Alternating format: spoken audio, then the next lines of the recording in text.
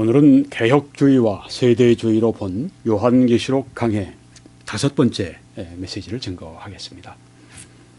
세대주의의 4가지 특징에 대해서 지난주에 말씀을 드렸습니다.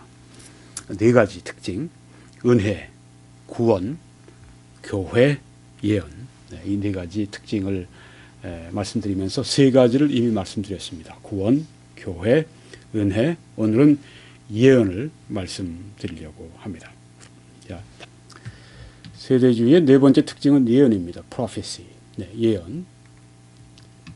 세대주의의 성경 해석 원리는 3가지 말씀을 드렸습니다. 문자적인 해석이다.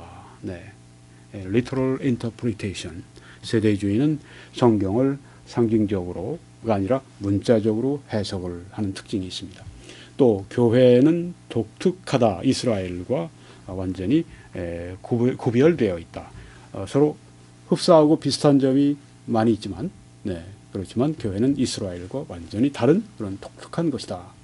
또 성경의 일관된 주제는 하나님의 영광이다. 이것이 세대주의의 성경 해석의 원리라고 말씀을 드렸습니다. 이 문자적으로 해석을 할 때 성경의 모든 책에 일관성 있게 문자적으로 해석을 한다. 여기에는 물론 종말론이 포함이 되어 있습니다. 요한계시록이 이 종말론을 다룬 대표적인 책이라고 말씀드릴 수가 있는데요. 여기 요한계시록도 할 수 있으면 문자적으로, 피치 못하게 정말 이거는 그 상징적으로 우리가 해석을 해야 된다 하는 건 그렇게 해야 되겠죠. 그런데 그렇지 않은 경우는 문자적으로 요한계시록도 해석을 한다. 이스라엘을 놓고 이야기할 때는 항상 야곱의 혈통적인 후손을 가리킨다. 교회라고 영적으로 이스라엘을 구약의 교회다. 그렇게 우리가 해석하지 않는다. 세대주의는 그렇게 가르치는 것입니다. 자, 그러면 이제 이 이스라엘에 관한 구약의 예언에 관해서 말씀을 드리려고 합니다. 이스라엘은 항상 야곱의 후손, 그렇게 적용된다고 말씀을 드렸죠. 교회가 아니라 야곱의 후손이다. 그래서 이스라엘에 관한 말씀은 이스라엘에 관한 그 예언이, 이스라엘에 관한 예언은 이스라엘에 국한되는 것이다. 교회에 적용할 수는 없다. 이렇게 본다고 하는 것입니다. 4가지의 이스라엘에 관한 약속이 성경의 구약에 있다. 무조건적인 4가지의 약속이 구약 성경에 있다. 그렇게 보는 것입니다.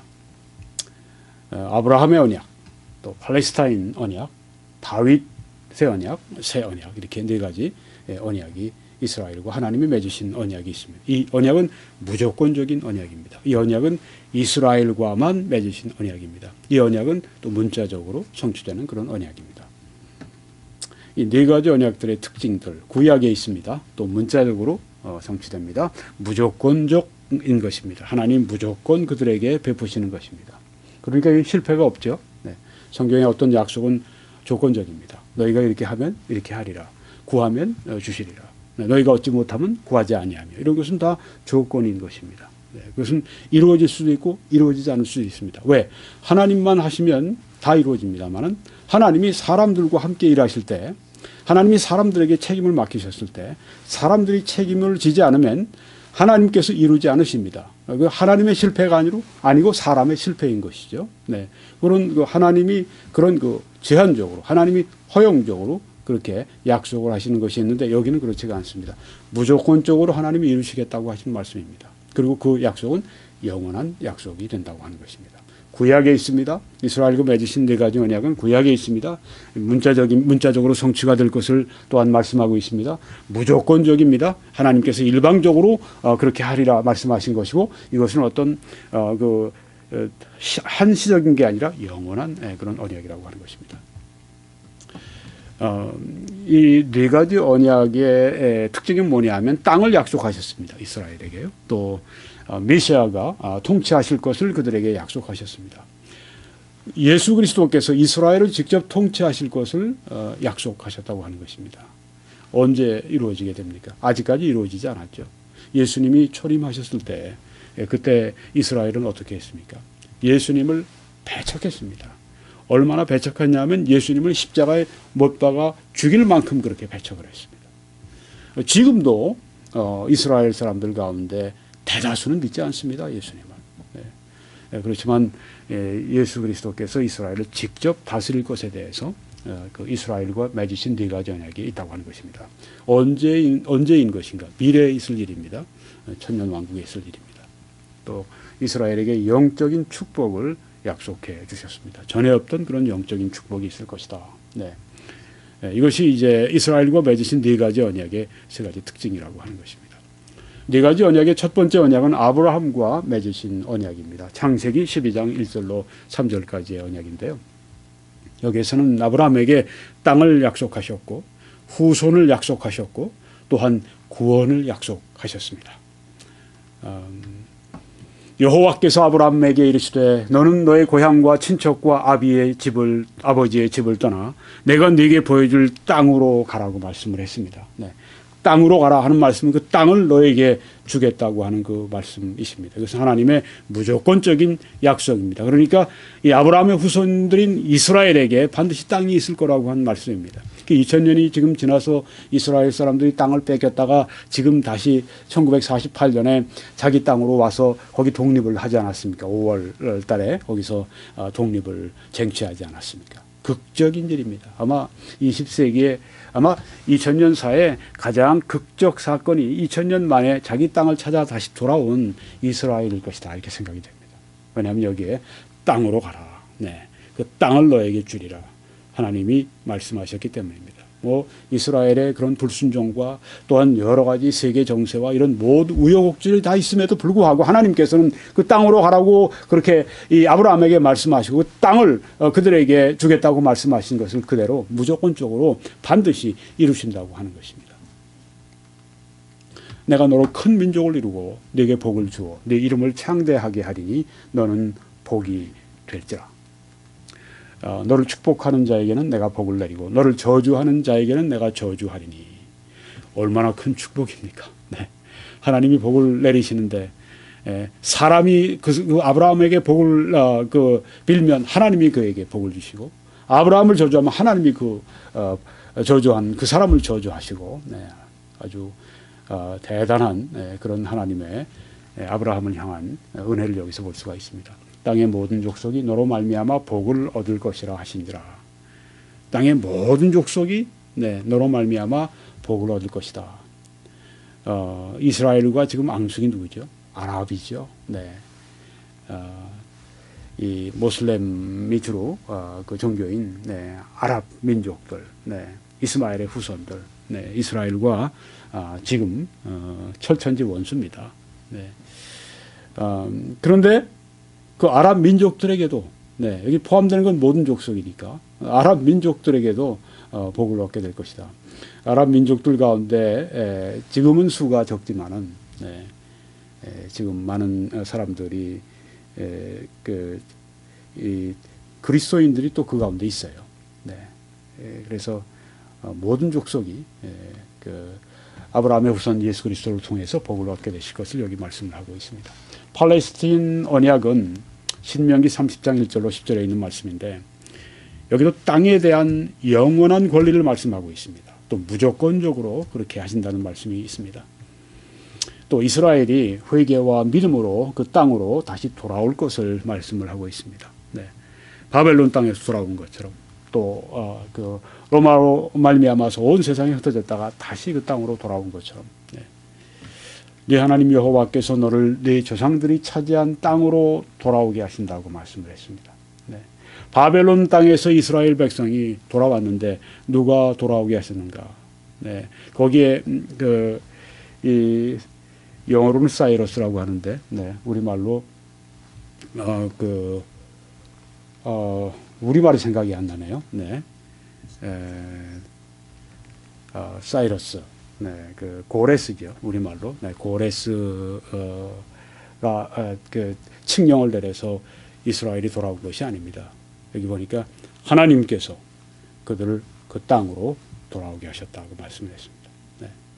지금 그 이스라엘이 돌아온 데는 영국이 그 당시에 그 팔레스타인 땅을 지배하고 있다가 이스라엘이 돌아올 것을 그렇게 길을 열어주었는데 영국이나 혹은 국제연합이 아니라 여호와 하나님께서 그 땅으로 다시 돌아오게 하셨다 하는 말씀을 우리가 여기서 보게 되는 것입니다.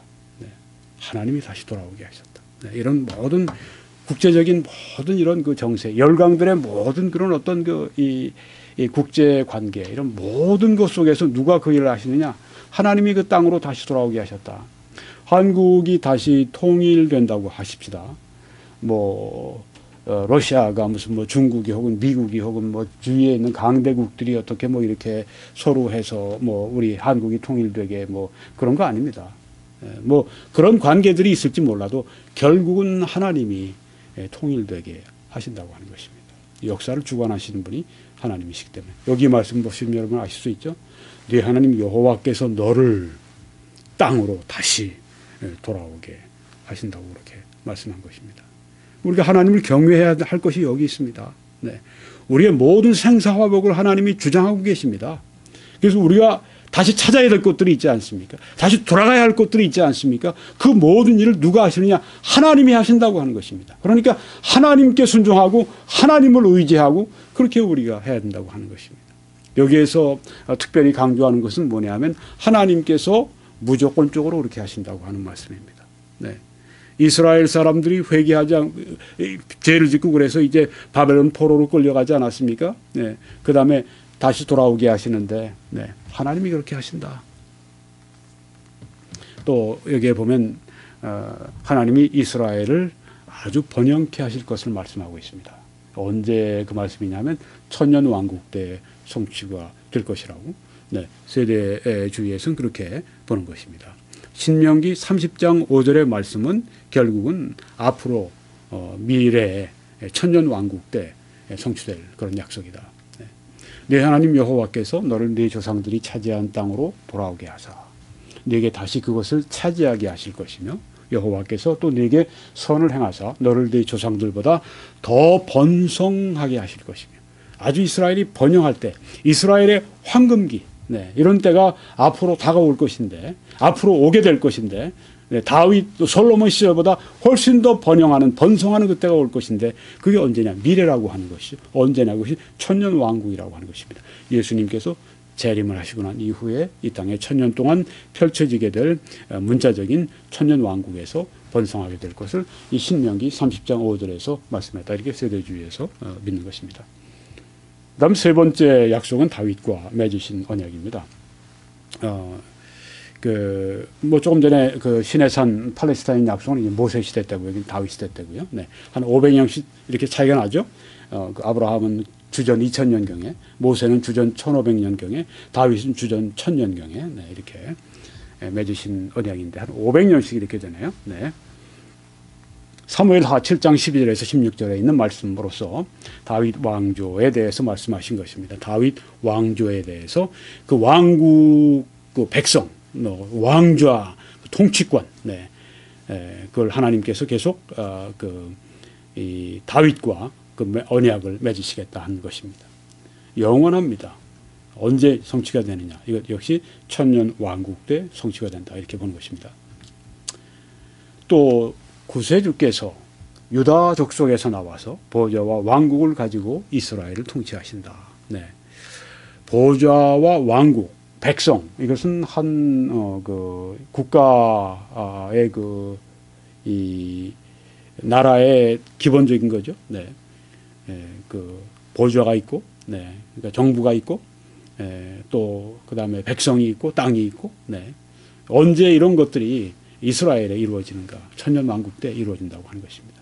이스라엘 땅에서 이스라엘 백성들을 놓고 주님께서 보좌에 앉으셔서 이스라엘을 직접 통치하실 때가 이 천년 왕국 그때다 이렇게 보는 것입니다.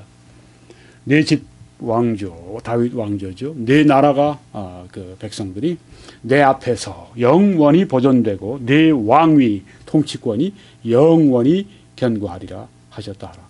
여기 보면 영원이라고 하는 말씀이 두 번이나 나오죠. 영원히 보존되리라, 영원히 견고하리라. 네, 영원한 약속. 네, 천년 왕국 때 이루어질 그 약속이라고 하는 것입니다. 마지막 네 번째 언약은 새 언약입니다. 예레미야 31장 31절로 34절에 있는 말씀인데 이것은 영적 축복을 말씀하십니다. 죄 사함의 축복. 네, 그 예수 그리스도의 속죄의 죽음으로 말미암은 죄 사함의 축복이 이스라엘에게 있을 것인데 무조건적으로. 네. 우리가 예수님이 처음 오셨을 때 그리고 사도들이 예루살렘에서 또 이스라엘에서 목회할 때 그때 큰 부흥이 있었습니다. 네. 뭐 바울 같은 위대한 하나님의 일꾼도 그때 구원받았고, 네. 뭐 12사도 그때 다 구원받은 사람들이고, 거기에 위대한 제자들 다 위대한 그 예루살렘 교회 성도들도 다 그 이스라엘 사람들이었습니다. 큰 추수가 그때 있었습니다만은 앞으로 더 큰 추수가 오게 될 것인데, 이 죄사함의 축복이 이스라엘에 임하게 되는데 그것이 바로 이 천년왕국 때 임하게 된다고 보는 것입니다. 여호와의 말씀이니라. 보라, 날이 이르리니 내가 이스라엘 집과 유다 집에 새 언약을 맺으리라. 이 예레미야 31장 31절, 여기 새 언약은 천년왕국 때 이스라엘과 맺으신 천년왕국을 그 목표로 맺으신 약속이라고 하는 것이죠. 네. 이 네 가지 언약들이 문자적으로 또 무조건적으로 성취가 되면, 무조건적이라면 이스라엘은 교회와 다른 미래를 소유하고 있다고 하는 것입니다. 이 네 가지 언약들을 여러분이 보셨습니다. 먼저 아브라함의 언약, 그 다음에 팔레스타인 언약, 그 다음에 다윗의 언약, 네 번째는 새 언약. 구약에 있는 이 네 가지 언약들이 문자적으로 이런 그 약속들이, 다른 말로 하면 이런 예언들이 문자적으로 성취될 거라면, 또 무조건적으로 성취될 거라면, 그 성경에 말씀 나온 대로 문자적으로 무조건적으로 성취된다면 이스라엘에게 이런 일이 앞으로 있을 것이라고 할 것 같으면, 즉 천년 왕국이 이스라엘 앞에 미래에 있다고 할 것 같으면 교회와는 다른 미래를 이 이스라엘이 소유하고 있다, 그렇게 본다고 하는 것입니다. 이스라엘에게 하신 약속이고, 구약에 나오는 이스라엘은 세대주의 문자적으로 볼 때 이것은 영적으로 교회로 해석하는 것이 아니라 다 이스라엘에게 해당되는 것이니까, 지금 이스라엘에 약속하신 이런 모든 것들은 이 땅에 천년 왕국이 있을 때 이 모든 언약이 무조건적으로 이루어진다고 하는 것입니다. 문자적으로 볼 때는요. 그래서 천년 왕국이 이 네 가지 언약들이 문자적으로 무조건적으로 성취된다고 할 것 같으면 천년 왕국이 이스라엘을 위해서 있을 것이고, 그래서 교회와는 전혀 다른 그런 미래가 이 이스라엘 앞에 기다리고 있다 하는 그 말씀인 것입니다. 이 네 가지 언약들에 기초해서 이스라엘을 위한 재림 이후에 천년 왕국이 있다고 믿게 되는 것입니다. 근데 이스라엘이 천년 왕국에 들어가기 전에 먼저 이스라엘이 하는 일이 뭐냐 하면 회개하게 됩니다. 예수님을 구주로 영접하게 됩니다. 예수님이 오시는 걸 보면서 거기에서 이스라엘이 회개하죠. 저를 찌른 자들이 통곡할 것이라고 성경에 말씀을 했는데, 이스라엘을 상징적으로 거기에 찌른 자들, 예수님을 찌른 자들이라고 그랬는데, 뭐 예수님을 찌른 사람이 2000년 전의 일인데, 예수님을 찌른 자들은 2000년 전의 사람들인데, 그 사람들이 그 예수님이 오시는 그 재림의 때에 있다고 하는 그 말은 상징적이죠, 반드시. 상징적인데 찌른 자들이 볼 것이요. 이스라엘이 예수님이 재림하시는 걸 보면서, 아, 예수님은 진짜 구세주, 하나님이 보내신 구세주이셨구나 하는 걸 깨닫고 민족적으로 거기에서 회개와 또 예수님을 구주로 영접하는 대부흥이 그때 일어나게 되고, 그런 자들이, 믿는 자들이 이제 이스라엘이 천년 왕국에 들어가게 된다. 여기 있는 그 밑에 있는 성경 구절들은 예레미야, 예스겔, 다니엘에 있는 말씀들은 그것을 설명하고 있다는 말씀입니다. 우리가 대환란에 대해서 많이 말씀을 드렸습니다. 이 대환란기에는 이 성경에 보게 되면 교회에 대한 언급이 전혀 없습니다. 요한계시록에서 대환란을 언급하는 것은 요한계시록 6장에서 19장 초반까지입니다. 앞에 1장에서 요한계시록 1, 2, 3장은 아시아의 7교회에 대해서 말씀을 했습니다. 그 다음 4장과 5장은 천상, 하늘을, 거기 천국에 대한 말씀이 나옵니다. 그런데 6장부터, 4장부터는 교회가 없어요. 4장부터 교회가 없고, 이미 세대주의 입장에서 볼 때는 천국에 있는 거죠. 그리고 6장, 대환란, 6장부터 19장 초반까지 대환란기에 교회에 대한 언급이 전혀 없습니다. 이것은 대환란 그 6장에서 시작이 되는 그 대환란 19장 예수님께서 재림하시는 그 19장 그 거기에까지 있는 그 대환란 기간 동안에 교회가 없다고 하는 것은 교회가 대환란이 있기 전에 휴거했다고 그렇게 본다고 하는 것입니다. 네. 이것이 데살로니가전서 5장 9절, 계시록 3장 10절에 있는 말씀인데요. 제가 계시록 3장 10절을 좀 읽어 드릴 필요가 있습니다. 그래서 제가 그 계시록 3장 10절을 제가 좀 읽어 드리겠습니다. 요한계시록 3장 10절에 네가 이건 빌라델비아 교회 먼저 주셨습니다만은 이 빌라델비아 교회가 이제 신실한 교회의 하나의 이 표상이다 이렇게 볼 때 네가 나의 인내의 말씀을 지켰은즉 내가 또한 너를 지키어 여기 나의 인내의 말씀을 지켰은즉 이 핍박이 있고 그 사탄의 회가 이렇게 저들을 시험하고 핍박하고 박해하고 그러는 그 환경 가운데서도 이 빌라델비아 교회가 매우 신실했습니다. 이 책망이 없어요. 신실하고 그 인내의 말씀을 꼭 지켰습니다. 그 결과로 내가 또한 너를 지키어 시험의 때를 면하게 하리니 하나님의 말씀에 순종하고 우리가 그 인내의 말씀을 지킬 때 여기 우리 하나님께서 하시는 걸 보십시오. 상이 있습니다. 순종하는 자들에게 상이 있어요. 옛날에도 그랬고 지금도 앞으로도 순종할 때 상이 있습니다. 순종할 때 축복이 있습니다. 여기 빌라델비아 교회에 하신 말씀이죠. 네가 나의 인내의 말씀을 지켰은즉 내가 또한 너를 지키어 시험의 때를 면하게 하리니 이는 장차 온 세상에 임하여 땅에 거하는 자들을 시험할 때라. 여러분 이 부모 때 하나님이 다 주시지 않은 복이 있다고 할 것 같으면 저는 그 자식들에게 그 복이 임한다고 생각합니다. 왜냐하면 성경에 그게 나오거든요. 아브라함 때문에 그 자손들을 축복하시는 게 나오거든요. 야곱 때문에 그 자식들을 축복하시는 게 나오거든요. 다윗 때문에 그 다음 후손들을 축복하시는 게 나오거든요. 그래서 잘 믿은 인내의 말씀을 꼭 지킨 그 부모들이요. 그 자손들에게 부를 안겨주지 못했을지라도 하나님의 복을 반드시 안겨주고 가게 됩니다. 잘 믿어야 될 이유가 여기 있습니다. 나만 믿고 나만 복받고 끝나는 게 아니에요. 잘 믿을 때 하나님께서 후손들에게 반드시 갚아주십니다. 이거 믿으십니까? 이거 믿으셔야 돼요. 성경을 믿는다면 이걸 믿으셔야 됩니다. 잘 믿으셔야 돼요. 그래서 잘 믿으셔야 돼요. 잘 믿으셔야 돼요. 왜냐하면 하나님께서는 반드시 복 주시는 하나님이기 때문에. 여기 보니까 시험의 때를 면하게 하려니 이는 장차 온 세상에 임하여 땅에 거하는 자들을 시험하다. 온 세상에 임하는 이 그 시험의 때 이건 무엇입니까? 이게 바로 대환란이라고 하는 것이죠. 그래서 이 대환란 그 전에 휴거가 되고요. 대환란은 교회를 위한 것이 아니라 이스라엘을 위한 것이라고 하는 것입니다. 이스라엘이 회개하도록 하기 위해서 대환란이 있고 이 땅에 불신자들을 심판하기 위해 대환란이 있다고 하는 것인데 교회를 위한 것이 아니라 이스라엘을 위한 것이 대환란이다. 그래서 환란 전 휴거를 믿는 큰 이유가 여기 있다고 하는 것입니다. 그 이미 주님께 가셨지만은 코리텐 붐이라고 하는 아주 믿음이 훌륭한 성도 한 분이 있었습니다. 이 코리텐 붐이 한 말이 있어요. 자기는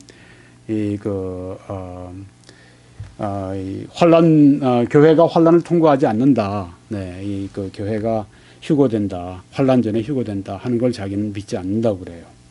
왜 안 믿느냐?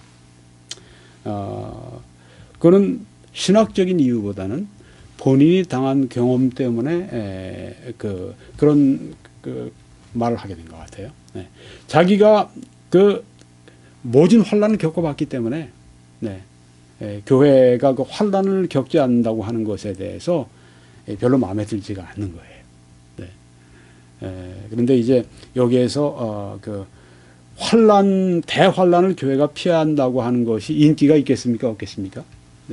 인기가 있죠. 그리스도인들인데 대환란에 들어가는 거 좋아하는 사람이 어디 있겠어요? 네. 인기가 있어서 믿는 것이 아니라 바로 이런 이유가 있다고 하는 것이죠. 왜 성경에 보니까 요한계시록 1, 2, 3장은 교회인데, 네, 그것도 아시아의 교회인데, 네, 그리고 또 교회들을 위한 것이니까 교회들을 위한 것인데, 네. 그 다음에 4장부터 교회가 안 보이고, 네. 그 다음에 이제 6장에서 19장까지 있는 그 대환란 기간 동안에 교회가 안 보인다는 거예요. 교회 언급이 전혀 없다고 하는 거예요. 물론 거기에 믿는 사람들이 있죠. 14만 4천 명. 그건 유대인들이죠. 네. 또 거기에 뭐 그 흰옷 입은 큰 부리. 네. 그 환란 기간에 믿는 성도들이 있죠. 환란 성도들과 이미 신약 시대, 교회 시대의 성도들과 다르게 본다고 하는 것입니다. 환란 시대 때에도 그때 구원받고 그때 성도들이 생겨나죠. 구원받았으니까 성도들이죠. 네, 근데 그 성도들은 신약 시대의 교회 성도들이 아니라 환란 시대의 성도들로 본다고 하는 것입니다. 그러니까 환란 시대에 들어가고 싶지 않다. 그래서 신학적으로 이 골머리를 이렇게 속이다가 이 대환란 전에 이 교회는 휴거된다. 이런 걸 만든 것이 아니라고 하는 것입니다. 네, 그 개인적인 이유도 아니고. 감정적인 이유도 아니고 성경을 보니까 네. 6장에서 19장까지 요한계시록 6장에서 19장까지에 있는 그 대환란 기간 동안에 전혀 교회에 대한 언급이 없는 걸 볼 때 환란기 동안에 교회는 없다. 그러면 교회는 어디 있느냐? 휴거됐다. 이렇게 믿는다고 하는 것입니다. 네. 이렇게 우리가 이제 종말론에 관해서 말씀을 시작을 했는데요. 네. 먼저 우리가 그 개혁주의와 세대주의가 종말론이 많이 다르죠. 네. 한쪽은 상징적으로 보고 또 현재 교회 역사에 이루어지는 예언으로 보고 있고 지금 현재 이루어지고 있다. 네. 뭐 성경에 우리가 유명한 그 일곱 머리 열 뿔 짐승 같은 것들, 네, 그것이 그리스도인들을 박해하는 네, 그런 이 세상 정부 그 세력들이다. 그 정권들이다. 그런 면에서 아마 아이시스 같은 그런 존재도 포함될지 모르겠어요. 네. 그게 뭐 우리가 하나의 합법적 정부로 인정하는 데가 없지만은, 네. 그리스도인들을 박해하는 세력, 사탄의 그리스도인들을 박해하는 그 세력들이 이제 일곱 머리 열 뿔 짐승이니까, 네. 이 개혁주의 측면에서 볼 때는 바로 아이시스 같은, 그래서 지금 그 시리아에 있는 그리스도인들, 네, 또 이라크에 있는 그리스도인들, 네, 얼마나 많이 그 박해를 지금 받고 있습니까?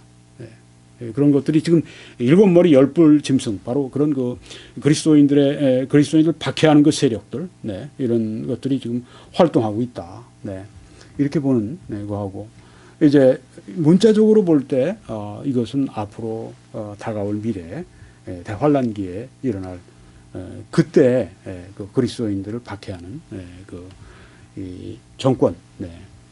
특별히 이제 그 유럽에서 유럽 연합에서 이제 그런 일들이 이루어질 것이다 이렇게 많이들 보고 있는데, 네. 다르죠. 네. 근본적으로는 이제 그리스도인들 교회를 박해하는 성도들을 박해하는 그 세력으로 보는 것은 그건 일치합니다. 네.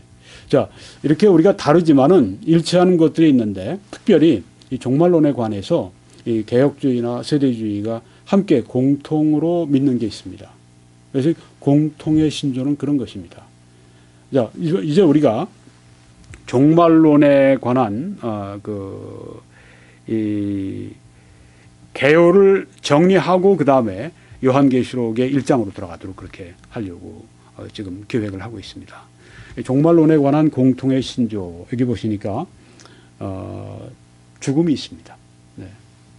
죽음은 다 믿습니다. 네.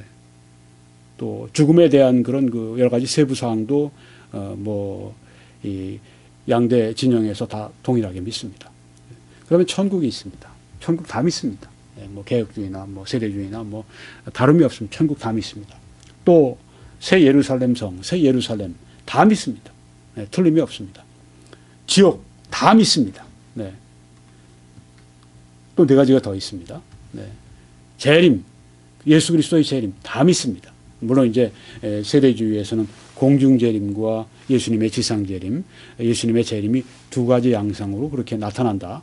이 개혁주의에서는 아니다. 예수님의 재림은 그냥 하나다. 네, 이렇게 보고 있는 것이고. 네. 그렇지만 예수님이 재림하신다고 하는 그 사실에 대해서는 이거는 공통입니다. 같이 믿습니다. 네. 예수님이 재림하시는데 어떻게 오시느냐? 문자적으로 오신다. 영으로 오신다 하는 그런 그 이단 집단들이 하는 얘기를 종말론을 믿는 정통교회에서는 전혀 믿지 않습니다. 네. 정통교회와 이단교회와 그 기준점이 있습니다. 무엇입니까? 예수 그리스도의 재림은 문자적으로 예수님이 몸을 가지시고 예수님께서 친히 예수님께서 이 땅에 우리 눈으로 보이게 그렇게 오신다. 이렇게 성경의 말씀만 그대로 이 정통교회에서 믿고 있는 것이고, 이 속이기 위해서 하는 이 집단들이 하는 게 뭐냐면 영으로 오셨다. 안 보이니까 자기 멋대로 이제 누구에게 왔다. 뭐 중국에 왔다. 무슨 이만희에게 왔다. 무슨 뭐 어디 뭐 다른 또 뭐 문선명에게 왔다. 뭐 어떤 미국의 누구에게 왔다. 뭐 이런 식으로 이제 주장을 하기 위해서 꾸며대는 거죠. 둘러대는 거죠. 근데 성경을 모르니까 거기 넘어가는 것입니다. 아무리 똑똑해도요, 성경을 모르면은 걸려들게 되어 있습니다. 네. 그렇게 해서 그 똑똑한 그런 그 자기들의 머리 이런 두뇌 이런 것 모든 것들 다 사탄이 조종하도록 맡기는 거예요. 뭐 똑똑한 거 소용없어요. 하나님의 진리의 말씀으로 우리 영혼을 밝혀야 됩니다. 우리 영혼이 진리의 말씀으로 충만해져 있어야 합니다. 진리의 말씀에 우리가 사로잡혀 있어야 됩니다. 그래야 우리가 그만큼 우리가 이 육신의 우리를 컨트롤하는 이런 그 육신의 힘으로부터 또 우리가 사탄의 힘으로부터 세상의 힘으로부터 우리가 더 자유스러울 수가 있는 것입니다. 여러분 그래서 그 기준점 종말론의 그 공통의 신조 그리스도의 재림 그리스도께서 몸을 입고 오신다고 하는 그 다음에 이제 재림하시게 될 때 죽은 자들이 부활이 있게 되죠. 네, 죽은 자의 부활이 있습니다. 이걸 우리가 함께 믿습니다. 또 죽은 자가 부활하고 난 다음에 어떻게 되죠? 심판을 받습니다. 네. 신자들은 그리스도의 심판대 앞에서 심판을 받게 되고 또 불신자들은 백보자 심판대 앞에서 심판을 받게 되고 그리스도인들의 심판은 천국과 지옥은 이미 그 믿을 때 우리가 결정이 난 것이고 우리의 가야 할 곳은 천국이 결정 난 것이고 거기에서 우리가 들어가기 전에 상을 받느냐 상을 잃느냐 상을 못 받느냐 그리스도의 심판대가 우리 그리스도인들 여러분과 제 앞에 지금 기다리고 있다고 하는 것입니다. 불신자들은 백보자 심판대 앞에서 최후 심판을 받고 그들이 지옥에 던져지는 것이 성경에 말씀하고 있습니다. 그 다음에 영원한 상태가 있죠. 이런 8가지는 우리가 이 종말론에 관해서 공통의 신조를 가지고 있다고 하는 것입니다. 자, 그럼 오늘 2가지만 공부를 하려고 합니다. 죽음과 하늘, 헤븐, 천국에 관해서 공부를 합니다. 죽음. 여러분이 지금 바라보시는 전경은 제가 샌디에고에 갔을 때 찍은 것입니다. 저 멀리 보이는 도시, 그리고 거기에 이제 고층 건물들이 바라보이는 거기가 샌디에고시입니다. 아주 참 아름다운 곳입니다. 여기는 지금 미군들의 유해가 잠든 곳입니다. 뭐 어디 가도 미국에 어디를 가도 이렇게 제일 양지 바르고 제일 아름다운 곳에 나라를 위해서 목숨을 바친 그 사람들 묘지를 이렇게 잘 아름답게 이렇게 조성해 놓았습니다. 네. 아름답지만 매우 숙연한 곳이죠. 네. 죽음. 네. 뭐 이 죽음이라고 하는 것은 필연적입니다. 히브리서 9장 27절에 한 번 죽는 것은 정하신 것이요. 네. destined, appointed. 네. 한 번 죽는 것은 정하신 것이다. 필연적으로 누구나 다 죽게 됩니다. 이번 해에도 제가 알고 있던 목사님 2분이 주님께 가셨는데 수십 년 동안 제가 알고 지내던 분입니다. 그 중에 한 분은 제가 한국서 목회할 때 저희 교회에서 그 4분이 목사님 4분이 전도사님으로 함께 잠시 일을 하신 적이 있었는데 돌아가셨어요. 네. 죽음은 누구에게나 꼭 한 번 오게 됩니다. 우리는 꼭 한 번 통과해야 됩니다. 누구나 다 죽습니다. 필연적입니다.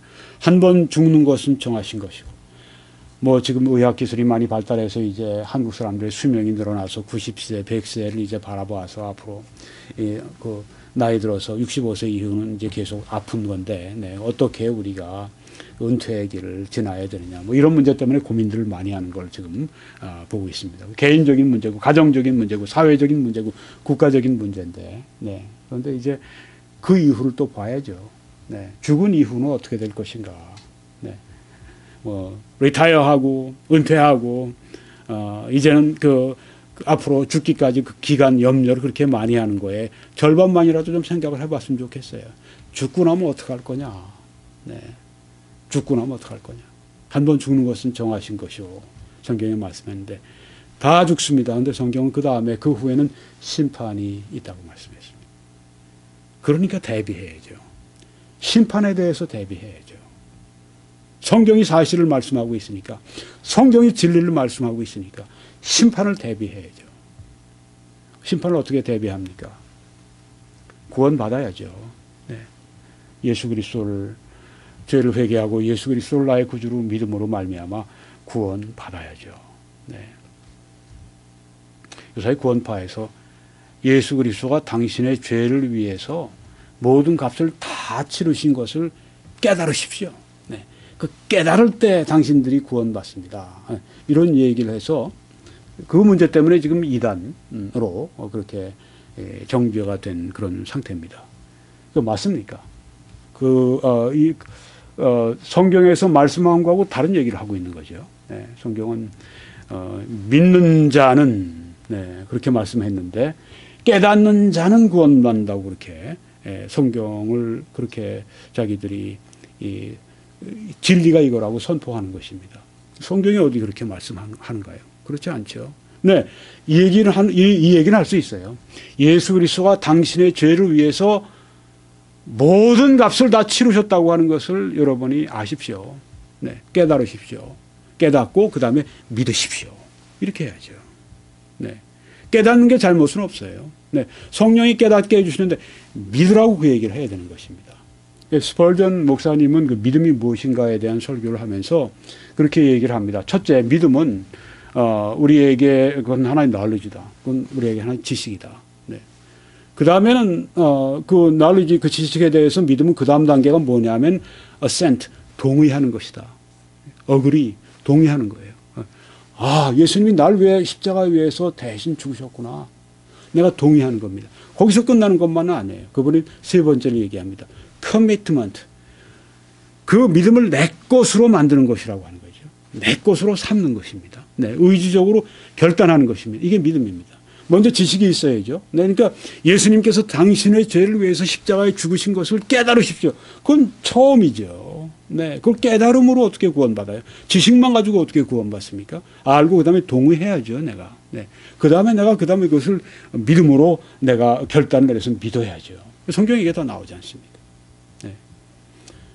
그런데 이제 그 일부만 강조하면서 이게 구원이라고 얘기를 하니까, 근데 그 구원을 얘기하는 그 구원파 사람들 왜 그렇게 박해하고 그럽니까? 네. 이유가 있는 겁니다. 네. 정통교회 사람들은 뭐 그냥 그렇게 아주, 자기하고 좀 다르다고 할 것 같으면 그렇게 정통교회하고 달라서가 아니에요. 네. 우리 뭐 장로교회하고 침례교회하고 달라서가 아닙니다. 네. 그래서 이단이라고 하면 안 돼요. 그것은 어떤 교파에서 말하는 거죠. 성경과 다르기 때문에 이단이라고 그 얘기를 하는 것이죠. 네. 그래서 반드시 믿으라고 하는 이야기를 해줘야 됩니다. 네. 어떤 분이 설교를 한 걸 들었어요. 아주 그 비판을 하는 거예요. 네. 박옥수 씨의 그 책에 대해서 거듭남의 비밀 그 책을 가지고 아주 비판을 하더라고요. 네. 그러면서 내 아이들 7살짜리 내 자녀에게 야, 너 예수님께서 너의 죄를 위해 십자가에 피 흘려 주신 것을 깨달아서 구원받아라. 그렇게 하면 얘가 어디 구원을 받겠냐고 말이죠. 얘가 어떻게 깨닫겠냐고. 예. 너 믿지 않으면 지옥 간다. 너 믿어라. 그래서 믿어서 구원받아야지. 네. 그렇게 얘기하는 걸 들었습니다. 침대교 목사님이 설교를 하는 걸 들었는데, 예. 뭐, 재미있게 쉽게 예를 잘 들었어요. 그렇습니다. 근데 여러분, 감리교의 유명한 창시자였던 요한 웨슬레가 구원받은, 이 간증이 참 특이한데요. 예. 영국 성공회 성직자로서 이제 그 바다를 건너서 영국 사람이 미국의 그 당시 뭐 식민지죠. 네, 그러니까 뭐 살기 힘들죠. 뭐 네, 조지아 주면 그 당시엔 또 이 범인들이 많이 거기 가서 그 새로운 삶을 개척하는 데니까 험한 데죠. 거기서 복음을 전하는 선교사가 됐습니다. 그런데 계속 실패를 했어요. 그보다 더 자기에게 그 큰 짐은 자기가 예수님을 자기의 구주로 믿지를 않고 있다고 하는 거예요. 자기는 전하는데 자기는 믿지를 않고 있는 거예요. 네. 너무너무 고민이 된 거예요. 네. 선교사가 선교를 하기 위해서 선교의 메시지를 가지고 왔습니다. 네. 예수 그리스도는 당신의 구주십니다 하는 그 메시지를 가지고 왔는데 그게 자기는 안 믿어지는 거예요. 세상에 이럴 수가 있습니까? 선교사가? 네. 실제로 그렇단 말이에요. 그 위인이. 교회사의 위인이 그랬다고. 그 뭐 자기 뭐 일기에 다 나오는데요.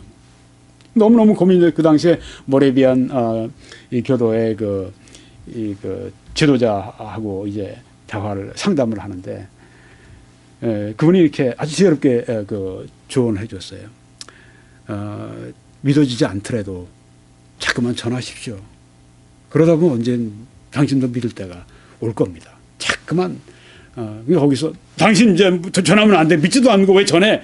그렇게 하지 않고 네. 전하십시오. 네. 진리를 전하는데 뭐, 네. 안 전하는 것보다 낫죠. 네. 자꾸만 전하시다 보면 당신도 깨달을 때가, 믿을 때가 올 겁니다. 이분에겐 지금 뭐가 필요했죠? 믿음이 이분에겐 필요한 것보다는 깨달음이 필요한 거예요. 네. 왜 믿으려고 그러는데 믿어지지가 않는 거예요, 이분에게는. 네. 자기가 전하는 메시지를 자기가 안 믿고서 전하는 거예요. 네. 그러니 뭐, 선교가 제대로 되겠습니까? 네, 실패하고 이제 돌아오는 배를 타고 영국으로 돌아오는데 그때 큰 풍랑을 만나죠. 그리고 뭐 배가 거의 그냥 아주 그 바닷속으로 빠질 그런 위기에 봉착했는데 그때 이 모레비안 교도들이 가판 위에 다 나와가지고서 거기서 하나님께 감사하고 찬송하는 거예요. 예. 아니 어떻게 이럴 수가 있습니까? 죽기 바로 직전의 상황이 이렇게 혼잡한 상황에서 어떻게 저들이 저렇게 평안하게 찬송할 수 있을까? 자기는 지금 정말 너무너무 그냥 겁이 나고 그러는데 저분들은 너무너무 평안한 거예요. 왜요? 저분들은 구원받은 확신이 있으니까 여기서 우리가 여기서 주님을 만나게 되더라도 저들은 뭐 확신 가운데 구원의 확신 가지고 있는 분들이니까. 네. 그러니까 아주 큰 역사를 했죠. 네.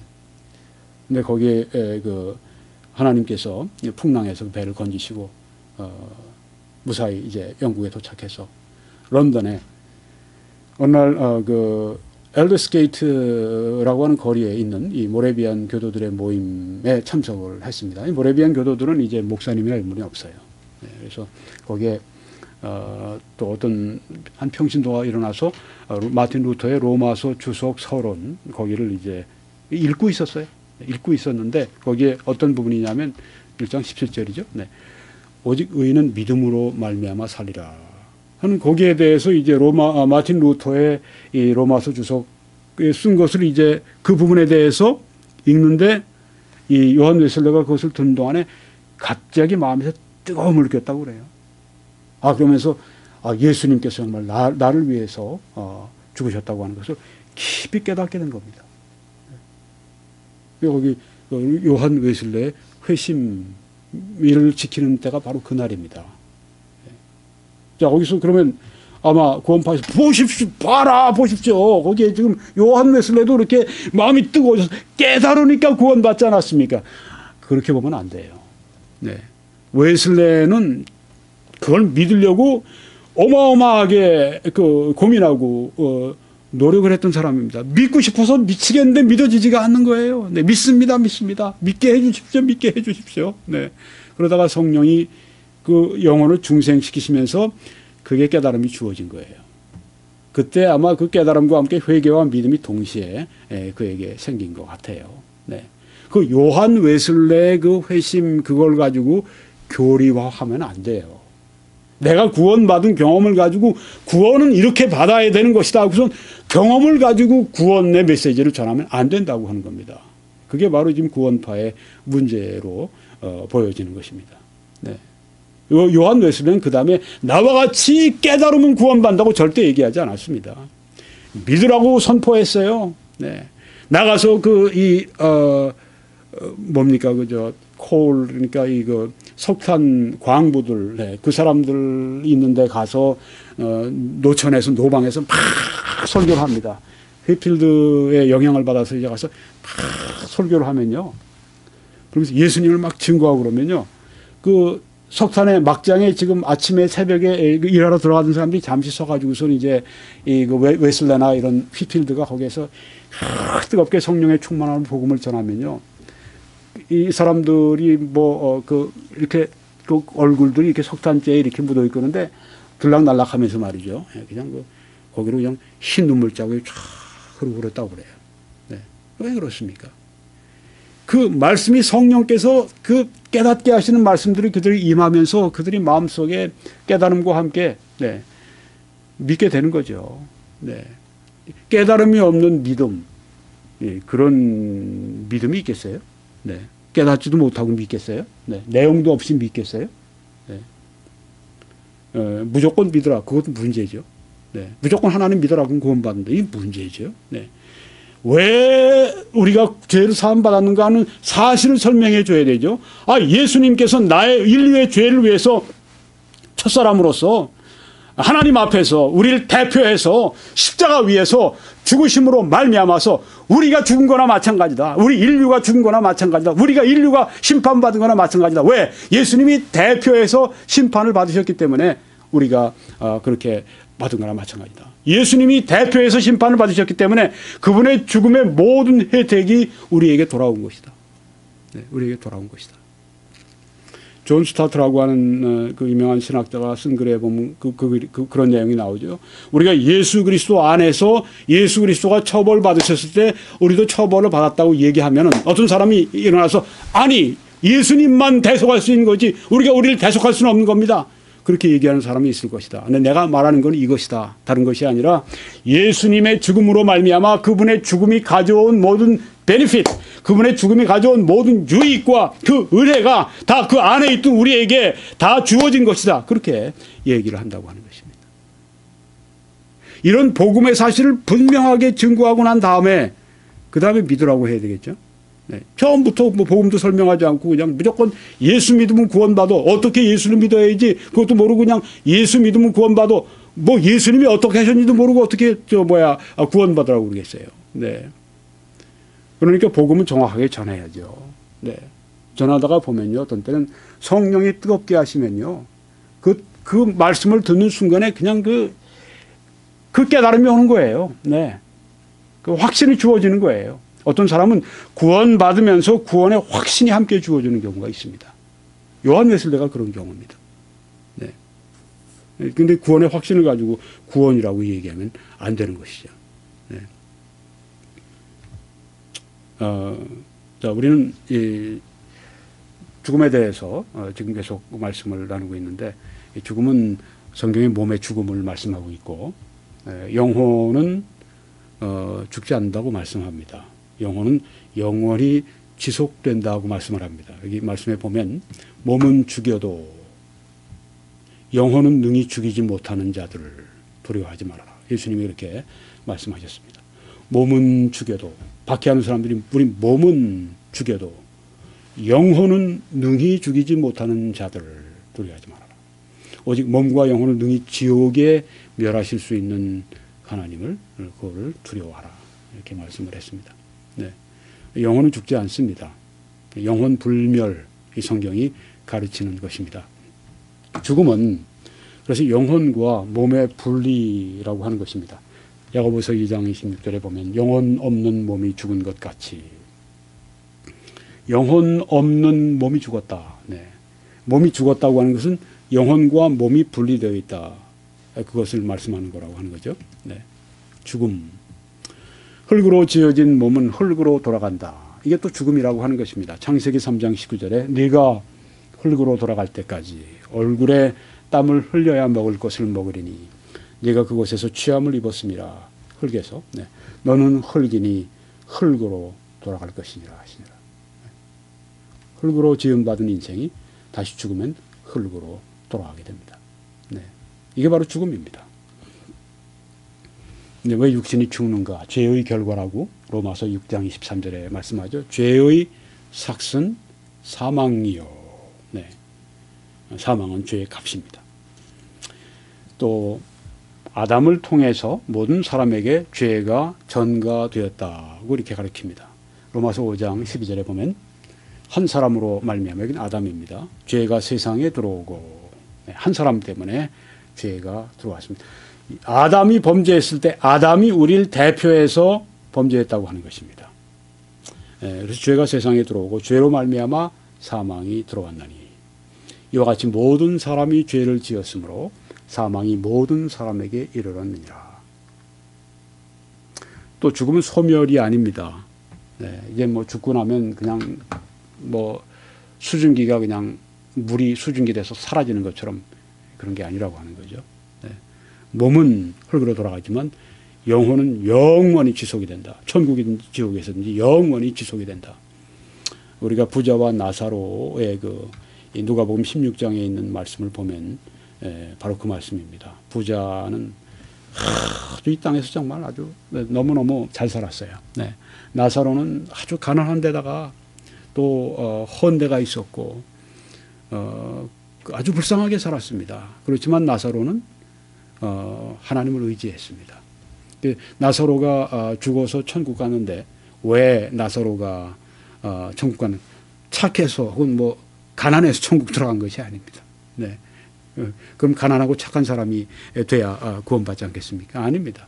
나사로가 하나님을 의지했기 때문입니다. 그래서 그가 천국에 들어갔는데 나사로는 이제 그 부자와 나사로 사이에 이렇게 큰 간격이 있었죠. 서로 가려고 해도 갈 수가 없는 큰 간극이 그들에게 있었습니다. 그 부자도 지옥에서 살아 있었고 거기에 음부라고 했는데 그것은 하데스를 말합니다. 하데스, 지옥을 말합니다. 부자는 하데스, 지옥에 있었고 나사로는 아브라함의 품에 천국에 있었습니다. 그러니까 죽음은 소멸이 아니다.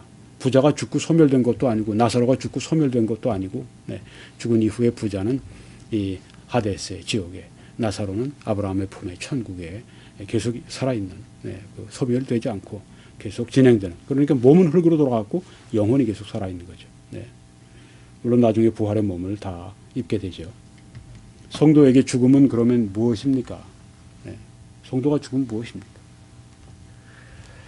고린도후서 5장 8절에 우리가 담대하여 원하는 바는 차라리 몸을 떠나 주와 함께 있는 그것이라. 몸을 떠나, absence from the body, present with the Lord. 몸을 떠나면은 주와 함께 있다고 말씀했습니다. 그래서 바울은 빌립보 1장 23절에서 세상을 떠나서 그리스도와 함께 있는 것이 훨씬 더 좋은 일이라 그렇게 하고 싶으나 말씀을 했습니다. 자, 몸을 떠나, 또 달리 표현하면 세상을 떠나. 그래서 우리가 두 가지 다죠. 몸을 떠나고 세상을 떠나서 그 다음에 성도는 누구와 함께? 그리스도와 함께. 이것이 어떻다고 했습니까? 훨씬 더 좋은 일이라고 했습니다.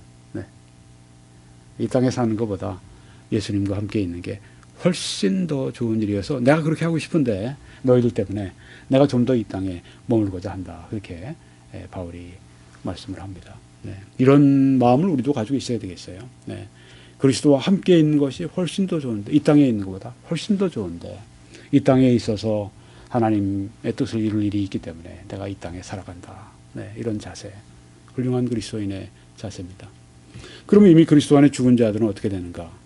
우리가 예수께서 죽으셨다가 다시 살아나심을 믿을진대 이와 같이 예수 안에서 자는 자들도 하나님이 그와 함께 데리고 오시리라. 예수님이 재림하실 때 그때 함께 데리고 오신다. 그러니까 그동안 천국에 함께 있다가 데리고 오신다는 그런 말씀입니다.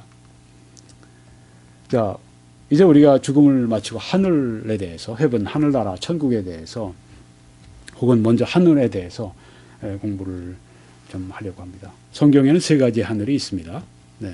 제일 높은 곳은 하나님이 계시는 곳이고, 그 다음은 밑에 내려오면 대기권 밖의 하늘이고, 우리가 말하는 우주죠. 그 다음에 대기권 하늘이 제일 밑입니다.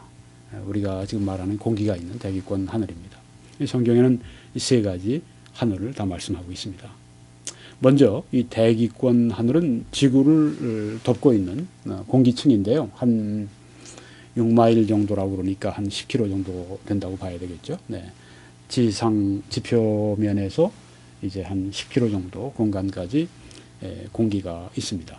네. 그 대기권 하늘, 그것을 이제 성경에서 하늘로 그렇게 표현한 데가 있습니다. 이런 하늘에서는 이슬이 내리고 서리가 내리고 비와 눈이 내리고 바람이 붑니다. 네, 그래서 신명기 33장 13절에 그 땅이 여호와께 복을 받아 하늘의 보물인 이슬과 땅 아래에 저장한 물과, 네, 하늘의 보물인 이슬을 받았다. 네, 여기 하늘은 바로 대기권 하늘을 말씀하고 있습니다.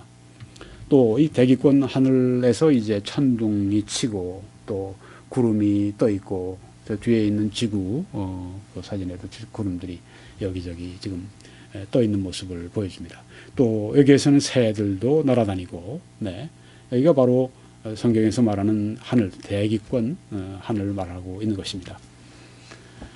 사무엘상 2장 10절에 여호와를 대적하는 자는 산산이 깨어질 것이라 하늘에서 우레로 그들을 치시리로다. 우레, 천둥으로 그들을 치실 것이다. 여기 하늘은 대기권 하늘을 말씀합니다. 그래서 하나님이 그 해를 악인과 선인에게 비추시며 비를 의로운 자와 불의한 자에게 내려주심이라. 네. 오늘도 우리가 오전 중에 비를 많이 받았습니다. 네. 비, 네. 하나님이 내려주셨다고 말씀을 했습니다. 지난주에는 우리가 아주 햇빛을 많이 쬐었습니다. 하나님이 비춰주셨다고 말씀합니다. 네. 우리는 감사해야죠. 대기권 하늘을 참 감사해야 합니다. 그 다음에 이 두 번째 하늘은 대기권 밖의 하늘입니다. 해와 달과 별과 행성이 있는 우주 공간을 말합니다. 여러분 한번 보십시오. 사진에 보는 것처럼 이게 하나의 은하수 아니겠습니까? 갤럭시. 네, 지구에서 뭐 몇백만 광년 떨어진 곳에 있는 우주 망원경으로 촬영한 아름다운 신비한 그런 모습의 별무리 모양이 여기 나타나는데요. 네, 이게 바로 성경에서 말씀하는 그 하늘에 해당되는 것입니다. 대기권 밖의 하늘, 우주, 얼마나 많은 별이 있습니까? 또 얼마나 아름답게 이렇게 우주들이 별무리를 이루고 있습니까? 네. 하나님이 이르시되 하늘의 궁창에 광명체들이 있어 빛을 발산하는 것들이 있어 낮과 밤을 나뉘게 하고 그것들로 징조와 계절과 날과 해를 이루게 하라. 이 광명체들 하나님께서 만드신 대기권 밖에 있는 우주 공간에 있는 여러 천체들을 여기 말씀하고 있습니다. 여기 하늘은 하늘의 궁창은 바로 대기권 밖의 하늘을 말씀합니다. 세 번째는 하나님이 거주하시는 곳으로서 하늘을 성경이 또 말씀을 합니다. 여기를 셋째 하늘이다 혹은 사도 요한이 갔던 곳 요한계시록 4장 1절에 있는 거기가 바로 이 하나님이 계신 곳이라고 하는 것입니다. 그는 사도 바울입니다. 14년 전에 셋째 하늘에 이끌려 간 자라. 여기 셋째 하늘, 여기는 천국입니다. 하나님이 계신 곳입니다.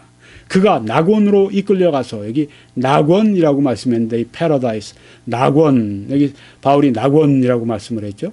또 우리 그 십자가에 못 박힌 강도 중에 한 사람이 오늘 당신의 나라에 이를 때 나를 기억해 주십시오. 여기 패러다이스 낙원입니다. 이 낙원은 구약시대 성도들이 죽은 후에 가게 되는 곳인데 천국이죠. 네. 이끌려가서 말로 표현할 수 없는 말을 들었으니 사람이 가히 이르지 못할 말이로다. 셋째 하늘, 여기가 하나님이 계신 곳입니다. 여기는 하나님이 계신 곳이고 여기는 하나님의 보좌가 있는 곳입니다. 그래서 예수님은 너희는 이렇게 기도하라. 하늘에 계신 우리 아버지요 이름이 거룩히 여김을 받으시오며 이렇게 주기도문을 가르쳐 주실 때 하늘에 계신 우리 아버지요 이렇게 그 아버지께서 하늘에 계시다. 여기 하늘은 바로 하나님이 계신 천국을 말씀하고 있습니다. 여기 하늘에서 하나님께서 심판을 이 땅에 내리십니다. 여기 하늘에서 하나님이 또한 이 땅에 축복을 내려주십니다. 여기 보니까 여호와께서 하늘 곧 여호와께로부터 유황과 불을 소돔과 고모라에 비같이 내리사 하고 말씀을 했습니다. 소돔과 고모라에 불의 심판을 내리실 때, 유황불의 심판을 내리실 때 그때 여호와께로부터 왔다고 했습니다. 하늘 곧 여호와께로부터. 그러니까 여기 하늘은 우리가 말하는 대기권 하늘, 이런 하늘이 아니라 바로 여호와 하나님 계신 그곳으로부터 왔다, 이렇게 우리가 보는 것이 맞다고 하는 것입니다. 또 여기 보니까 그때 여호와께서 모세에게 이르시되 보라 내가 너희를 위하여 하늘에서 양식을 비같이 내리리니. 네. 우리가 뭐 여기 하늘에서 내려왔다 이렇게 해석하는 것보다 하늘에서 하나님께서 하늘로부터 그들의 필요한 양식을 비같이 주셨다, 이렇게 보는 게 더 낫다고 하는 것입니다. 하나님이 계신 곳에서 내 양식을 비같이 주셨다.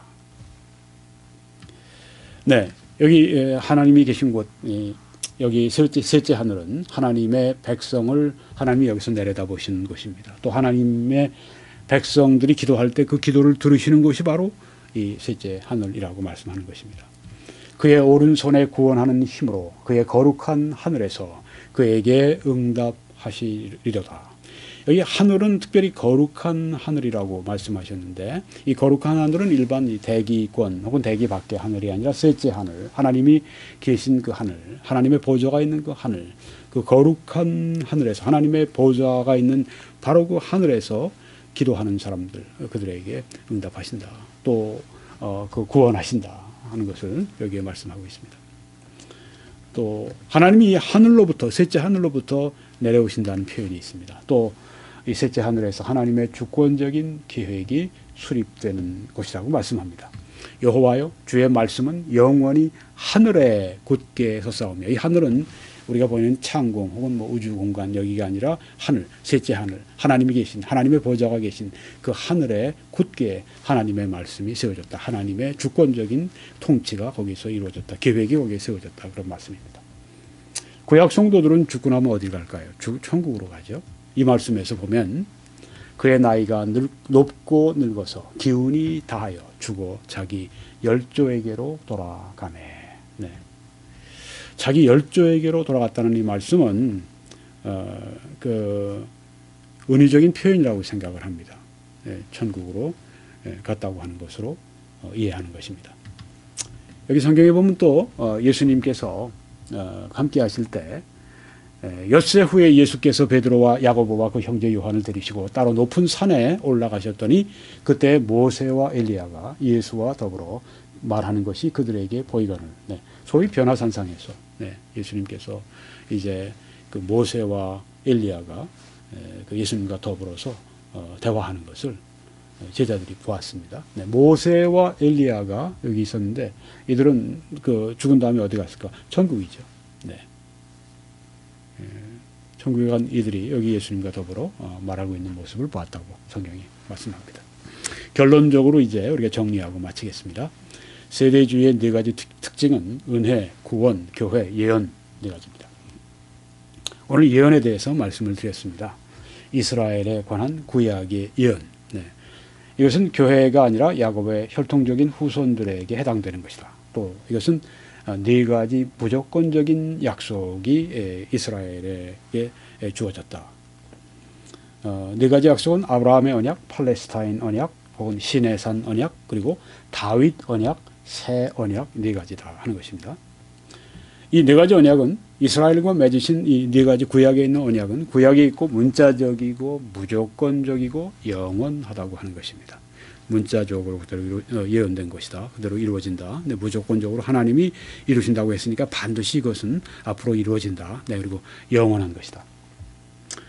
특별히 세 가지를 약속하셨습니다. 땅을 약속하셨습니다. 메시아의 통치를 약속하셨습니다. 영적인 축복을 약속하셨습니다. 이게 언제 있을 것인가?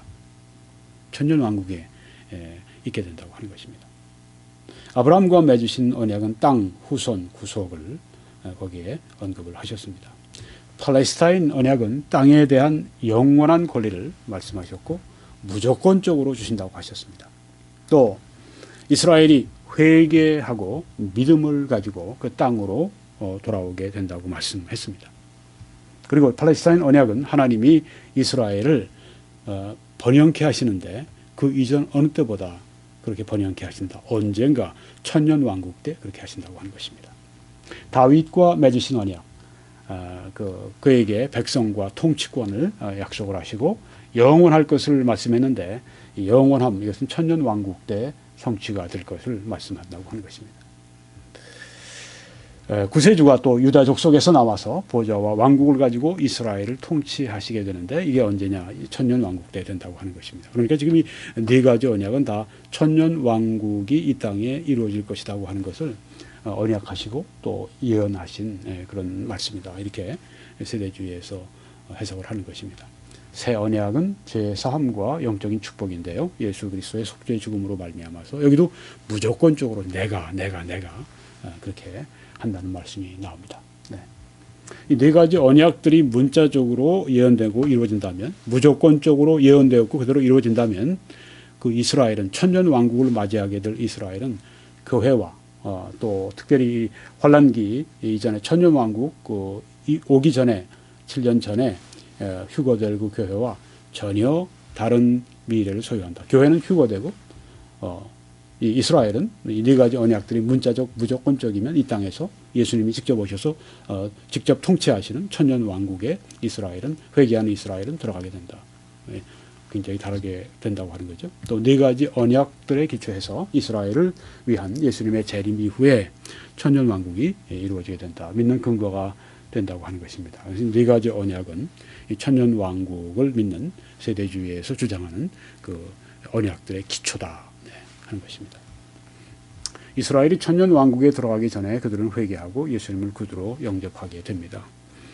대환란과 관계하여서 교회에 대한 언급이 없습니다. 아까 말씀드린 것처럼 요한계시록 6장에서 요한계시록 19장까지는 대환란을 말씀하고 있는데 거기에는 교회에 대한 언급이 전혀 없습니다. 이것은 그때 교회가 없을 것이다. 즉 그 대환란이 시작되기 전에 교회는 휴거될 것이다. 그렇게 믿게 된다고 하는 것이죠. 대환란은 교회를 위한 것이 아니라 그래서 이스라엘을 위한 것이다. 이스라엘의 회개를 위한 것이다.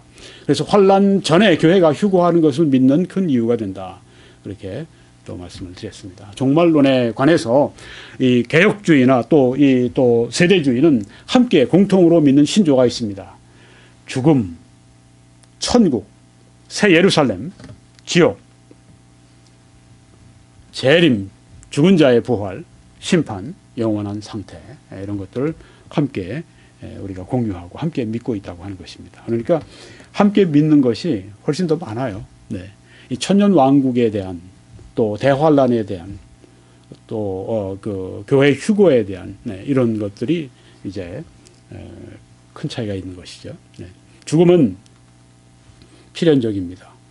죽음은 몸이 이 세상에서 이제 흙으로 돌아가는 것입니다. 또 그렇지만 영혼은 영원히 지속이 됩니다. 죽음은 영혼과 몸의 분리로서 죄의 결과입니다. 육신의 죽음은 죄의 결과입니다. 또 죄는 아담을 통해서 모든 사람에게 왔고 모든 사람에게 죄가 전가가 됐습니다. 죽음은 소멸이 아닙니다. 부자와 나사로의 그 말씀이 증거하고 있습니다.